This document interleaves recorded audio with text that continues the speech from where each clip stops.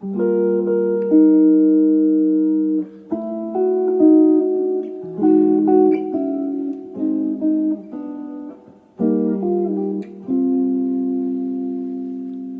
wanted to talk for a moment about a beautiful turnaround played by George Van Epps on a 1949 recording of Once in a While. It's taken at a very rapid pace on the recording. I'll leave a link to a transcription that's incredibly well done down below. And these lines go by so fast that perhaps it's hard to hear what's going on, and I thought it would really be something to take this line, this turnaround, and slow it way down and hear what's going on. Basically, we're going from, it's a 3-6-2-5 in the key of E flat. In this case, E flat would be here.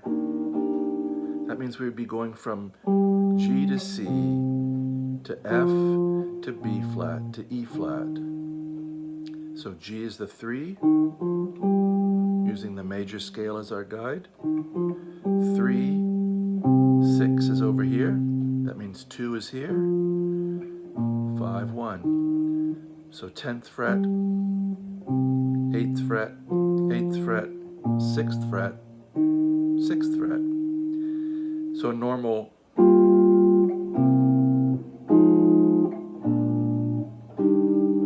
would be this kind of a motion. G minor 7, 10, 8, 10, C 7, 8, 8, 9, 8, 6, 6, F minor 7, 6, 6, 7, B flat 7. How about E flat major 7, 6, 5, 7. But what George does is he interjects a tiny little modulation in there, which is really beautiful, and again goes by so quick in his performance that I really wanted to linger on it here and see what's going on with the voices. So we have G minor 7, 10, 8, 10, 11, pretty stock voicing. He opens up from the 7th to the 6th. Sounds a little bit like Yesterday by the Paul McCartney. But so we're just lifting off to the 8th fret, then a modulation. This is basically F sharp minor or B7 sus. Just playing 7 and 9 here on the 4th and 3rd strings. Then catching the 7th fret of the 2nd string as an afterthought. Then we resolve that middle note down to the 8th fret. So it's making a real B7. And then George even extends that line down. So we've gone from in the inner line, which is really interesting. Then, out of the blue, E major 9. So this is 7, 6, 8, 7. And instead of dropping down an inner voice, he drops thirds on the 2nd and 3rd string. So from 7, 6, 8, 7. We keep those 2 fingers on perhaps and go to 6 and 5, C sharp and E on the 3rd and 2nd strings.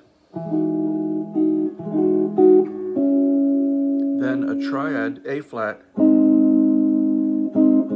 which looks like B7, 11 kind of chord, or A flat over B flat. But George is just playing the triad. Then he does a similar, dropping thirds down here.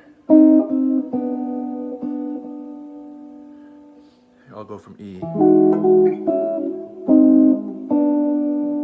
And this sounds like B flat 7 with a flat 9. So we get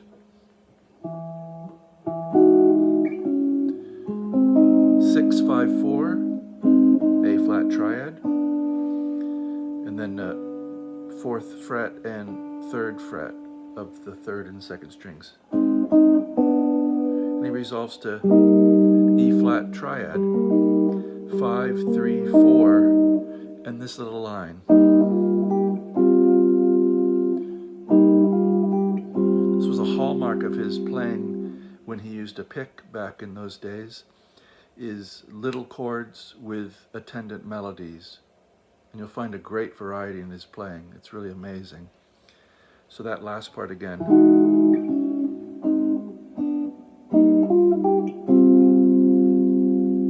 So we went from G minor 7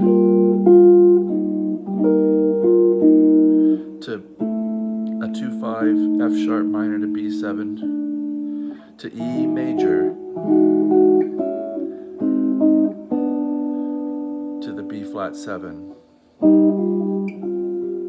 So